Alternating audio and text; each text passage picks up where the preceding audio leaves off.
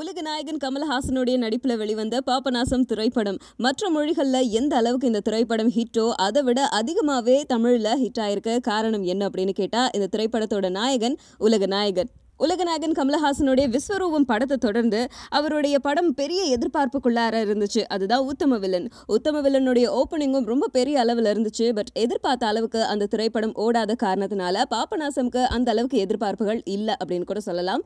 கமல் படங்களுக்கு உண்டான சாதாரண ஓப்பனிங் கூட அந்த திரைப்படத்துக்கு இல்லாமல் இருந்துச்சு. ஆனால் பாபநாசம் திரைப்படம் இது எல்லாத்தையும் தகர்த்து எரிஞ்சிடுச்சு அப்படின்னு தான் சொல்லணும். முதல் ஷோ முடிஞ்சதும் படம் எப்படி இருக்குது அப்படின்னு எல்லாரும் வெளியே சொன்னதும் படம் சூப்பராக இருக்குன்னதும் ஏகப்பட்ட தியேட்டர்களில் பயங்கர ஹவுஸ்ஃபுல்லாக ஓடிக்கிட்டு இருக்கு பாபநாசம் திரைப்படம்.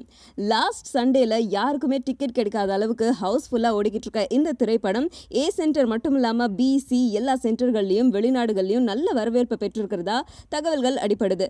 இந்த 3 நாட்களில் மட்டும் பாபநாசம் திரைப்படம் உலக அளவில் 23 கோடிகளுக்கும் மேலே வசூல் செஞ்சிருக்கு. சென்னையில் மட்டும் 1.5 கோடிக்கு மேலே வசூல் செஞ்சிருக்க இந்த பாபநாசம் திரைப்படம் தமிழகத்துல 15 கோடிகளை வசூல் செஞ்சு சாதனை பண்ணிருக்கு.